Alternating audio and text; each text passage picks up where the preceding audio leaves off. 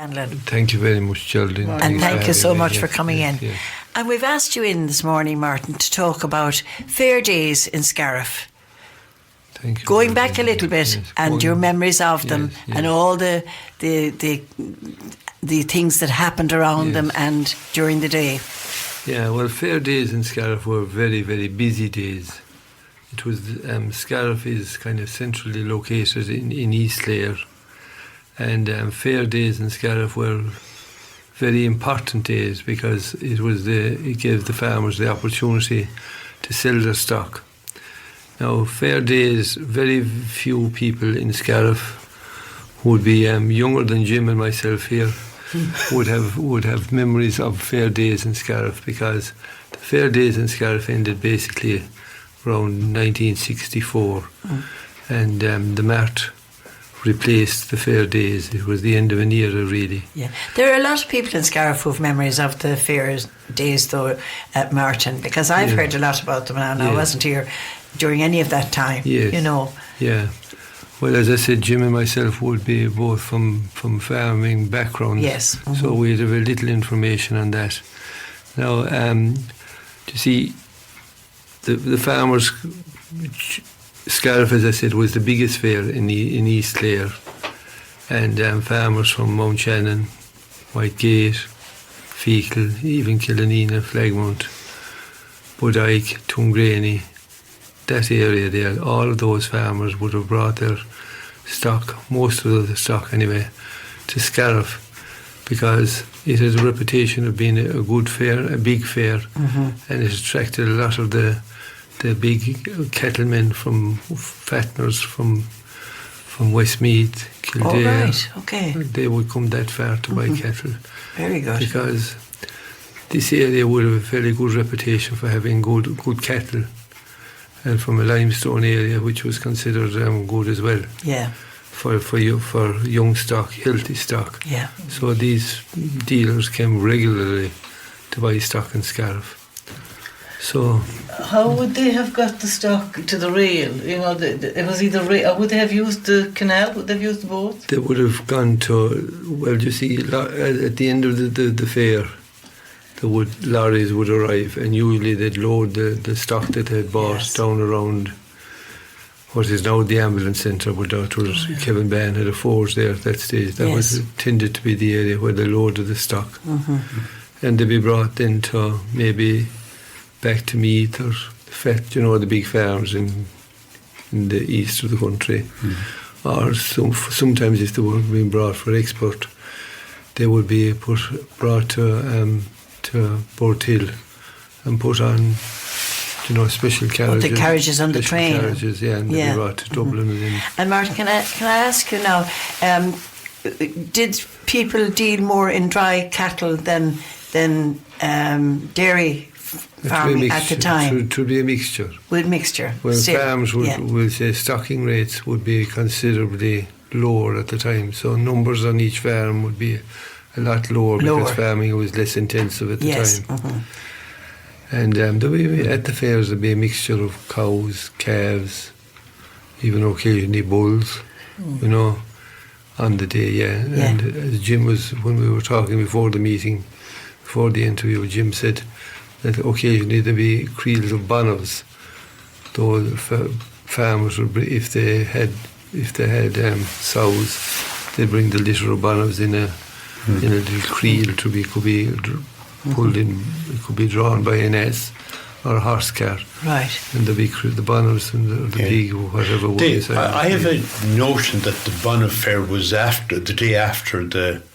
I'm not able to say. Yeah, because my father would have always had a few sows and therefore would sell the bonnets at a certain age, and he would have the ass and cart and a creel around the cart, as you said, and a canvas cover over it, and the squeals of the bonnets underneath. Very noisy. Very noisy.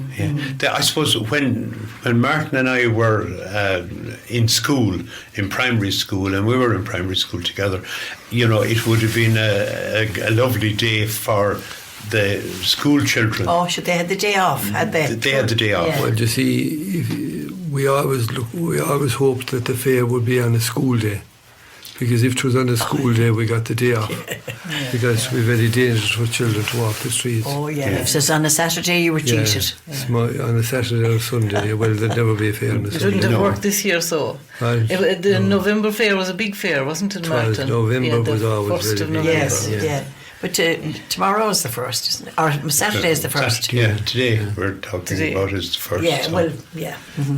But there used to be a lot of hawkers, they were called then. They would be street traders, I suppose would be the nice name for them now. But they used to have stalls, and we used to call them standings. And they would be they'd be timber frames, and they'd be covered by canvas with an awning in case it rained. And they provided, they were basically a shop for the day. The traders came with their suits of clothes. Yeah. Rain gear was a big item, wasn't it, Jim? yeah, Wellingtons. and tools as well. Wellingtons, yeah. shoes, overcoats, Yeah. tools, and even some utensils that a farmer might like to bring home to the house to his wife. Yes. And for the young lads then, we loved them because you could get a penknife, anything that a young lad would like. Or a catapult. Or Yeah. A yo-yo, I suppose. Yes. yo-yo, anything that a young lad would be. The things that they Yeah. couldn't be Lego now because there was no Lego. There was no Lego then. Yeah. No. Yeah. But it was a huge day for the farmers, Martin, and I'm sure they had to start very early in the day to get their stock into Scariff in time for the fair. What time did it start anyway? It started a day or two before because you really had to have your stock near the But I remember my father now wouldn't have had much business in fairs because he had cattle. Yes. He would sell the bonobs all right, but with cows, he would have cows, so he would tend to buy those in the field. Yes. But and Martin will remember this man well, Paddy Minogue. Yes, indeed. From I know he was father of Neelis and Anne and Maury. But I suppose Neelis was too young, and he would engage with me. He'd ask my father, could I come down and help him? But I remember going down at 6 o'clock, going down through Tom Axe there at 6 o'clock in the morning, and getting the cattle. Now, as you said, Martin, they would have been got ready from the night before or the day before, but we would walk them out onto the main Scariff Mount Shannon Road and walk them in. That's right. And it's something with the traffic and with everything you could never do now. Oh, no. But they would walk in, and someone would be before them, standing at gaps or gates or side roads or whatever, and then bring them in. And again, Paddy's favourite spot was there, roughly where the fire engine, the fire station is now. Yeah, it was the road that came in, as I said, Yeah. A lot of people had places where they would overnight them, about halfway along the way. Yeah. That they'd have a place where they'd pull in for the night and then come back in the morning, or even stay the night sometimes. Yeah. And move them in along in the. I remember we had one of the outhouses was called the stable, and my father would sometimes oblige somebody, like Geraldine had said now, just to hold a few cattle for the night. Yes. And then they, if they'd come along, that was a big help. Yeah. Yeah. Mm-hmm. So there were a lot of interesting. Yeah, you were saying earlier when we were chatting, Martin, about the significance of the May and the November fairs. Yes. Just tell us now why they were important. You see, May breed. 1st of May really signified the beginning of summer, really, and the beginning of plentiness of everything on the farm. Like grass would be obviously the main thing for farmers. Mm-hmm. So the dealers from the east, from Meath and West Meath and the big cattle fattening areas would come to Scariff, and the farmers then, we'll say the local farmers in this area, might be selling young stock or stock that will be ready for grass. Yes. And they would bring those out, and they'd usually get the best price, in the springtime, because these big dealers would be eager for cattle, You were saying as well, Martin, that this area would have a good reputation. That's right. It would have a good reputation for stock, And Why we'll was say that, Martin? What? In a mart now, we'll say modern mart now, you have a big screen, like a big television screen. Yes. And it gives the age of the animal, it gives the whether it is male or female, how many days old it is. There'll be a lot of information about breeding and so on like that. So that was a very big difference between nowadays and then. But the farmers and the dealers were good judges of stock, so they would be. Was it the limestone you said area? The limestone area, the cattle from limestone areas have a good reputation because the bone in the animal is considered to be very good. Yeah. You know, the conformation Of the animal. the shape of the animal. Yeah. And then we'll say in November, grass begins to get very, very scarce and farmers will be offloading their stock. And again, the dealer will come because the animals will be fat after the summer and they'll be selling them onto meat factories or maybe exporting them again. So they were the two big days, right around November and, as I said, May. Now, May was important as well because, as I said to you earlier, it would be the beginning of the growing season, basically. So the Ogunlo lads had brought in their seed potatoes. They were, Ogunlo is synonymous with good potatoes and cabbage plants. So lots of the farmers in Ogunlo used to grow potatoes for the table and seed potatoes to be so grown during the summer. Cabbage plants was another thing that that lots of people would buy on the day of a fair, and they'd be in bundles of 100, and you would have what was called common cabbage, which was the big heads of the cabbage, and you had the table cabbage, which was generally speaking York. Indeed. So that was another feature of the fair. Marianne, I was talking to you the other day and you were saying that William, or your mum I think was saying that there were different days, designated days for fairs, and you know, your mum was saying a date would come up and she'd say it was the fair day in Kilnane, as there. But I was just thinking there, the people probably have forgotten, but there was a very flourishing certified seed potato business in the area between Ogunlo and Mount Shannon. Because I remember Michael Cleary, the lot of him talking about him, and the whole. Like he'd have grown certified seed, I believe, and the whole inspection of them and what they had to do for them, and it's something that you don't associate so much now. No, with Jim, you know Michael McMahon, Paddy's brother, yes. You know Noel McMahon? Yes, I do. Yeah, their father, Mick. He used to grow certified seed. Oh, right. Yes, so that just reminds me, Geraldine, what you're talking about. He was, he was a farmer who was certified, and his seed potatoes would be examined by a department official. Yes, And he would get a good price for his seed potatoes. Can we come to the disruption, if you want to call it that, of the town of Scariff on a fair day? It was a huge day, wasn't it, really, from all sorts of points of view? Yeah, well, I suppose there's a couple of things, and Martin, feel free to come in. There was no school that day for a start, which was not a major disruption among pupils. We were delighted.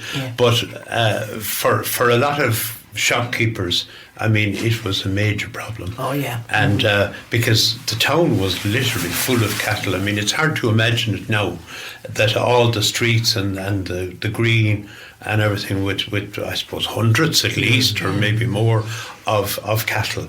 And of course, cattle don't respect the niceties of village or town life. But all the shops, Martin, you'll remember that, would have boardings up. Shutters, so that the cattle couldn't either go into the shop or do any damage. See their own reflection. Yes, go on, tell us about that, because that's very good. Yeah, well, you see, we'll say it was the pubs who welcomed the trade on a fair day. Because the farmers, they might leave the few young lads minding the kettle while they went in for a drink. and they'd come back out again, and they would tangle away, with the dealers. But it was disruptive for, we'll say, there were a lot of draperies in Scariff at the time. They wouldn't do much business on a day, and they wouldn't welcome much business on the day, because you'd have dirty willies and things like that going in off the street. But the pubs and people living in Scariff today, the younger people particularly, wouldn't know that there could have been up to 20 licenses pubs in Scariff at the time. Yes, even when we came, there was an awful lot. Yeah. And there was such a thing as a 6-day license. Oh. And did you know that, Jim? Yeah, May Coffee had a 6-day license. But she opened on fair days, though. Yes, but the only day she didn't open was on Sunday. On Sunday, yes. May Coffee's now was where where Long's funeral parlour was. I remember beside Centra. It was there. Yeah, so the pubs did well. Yeah. The other businesses wouldn't have done, wouldn't have welcomed business, because you would have, if you're selling clothes, you don't want lads arriving in with dirty Wellingtons. But it was extremely busy, it was hustle and bustle on the street. And the bargaining that took place between the buyers and tell us about that. The farmer was very, very interesting. An art in itself. Well, the farmers would have a price in mind before they would go to the fair, and they had to. It was usually a little bit higher than they were going to take in the end of the day, because there was a little bit of wriggle room left for bargaining. For bargaining. Yeah. And a lot of haggling and bargaining, and sometimes loud talk would take place between the farmer and the dealers. The dealer might walk away a few times. Oh, he would, yeah. The dealer would walk away, and he'd say, the animal isn't worth that kind of money at all. You're cracked. You're out of your mind. And some, maybe a go-between would call him back and say, look, we'll come back here, sure, we'll try and make a deal between you, how much is between you? And they might say a tenner. It would be all pounds at the time. It was pre-decimal era. So there might be 10. If the farmer was looking for 60 and the dealer was offering 50, some lad might come in and say, look, you'll split the difference. Or will you split the difference? And there'll be more haggling taking place, and your man might say, I want a few more pounds. No, I won't give it to you. And they maybe eventually settle on splitting the difference. So the animal could be sold for 55, and it's someplace between 60 and... And tell us how they sealed the deal then. The seal of the deal was the dealer would hold out his hand. Or the farmer would hold out his right hand. It had to be the right hand. All right. And he get a clap from the dealer to seal the deal. And sometimes it was accompanied by a kind of, not a spit as such, but a kind of a puff. Yeah. Rather than a spit. Yes. And that sealed the deal. But they could be looking at the animals all day. I mean, this didn't happen in an hour or anything like that. The dealer could come back 5 or 6 times. Yes. A day. And there was no guarantee that you'd sell. There was no guarantee what you sell, but the farmer would generally come to market expecting to sell. Well, he needed the money too, I suppose. I suppose after the year. Yeah, or if it was like Martin says, if it was November, he mightn't have he didn't want to bring him home. The fodder for the winter. The dealers would know that as well. Yeah. But I love the bit where, Martin, you were saying that the main reason why the barrier was put up in front of the shop windows. Yes. Oh yeah. Yeah, well, I can remember my father bringing a bullock to the fair in Scariff, and we'd be coming along under Tom Collins's now and up by the medical centre, which was Kevin Bain's forge at the time, and up along to JJ Bugler's corner, and that's where we usually sold our cattle, the few cattle that we had. But anyway, John Jones, the former headmaster in Scariff, he lived there at that time where the, what do you call it now, Jim? The electronic store is now, but the back of that building extended down towards the ambulance centre. And when we were driving the animal up anyway, his kitchen door happened to be open. And the big bullock anyway walked in the door, and my father was afraid he was going to wreck the place. Yes. But anyway, he said, "Take it easy now, and we'll let him settle." So he walked around the table at the kitchen and out again, thankfully, well trained. without breaking a cup. Yes. Yeah. But you had another story about the reason the shop windows and the bullocks. Yeah, well, as I said, the shutters and the barriers were up, so that the animals wouldn't see their own reflection in the windows.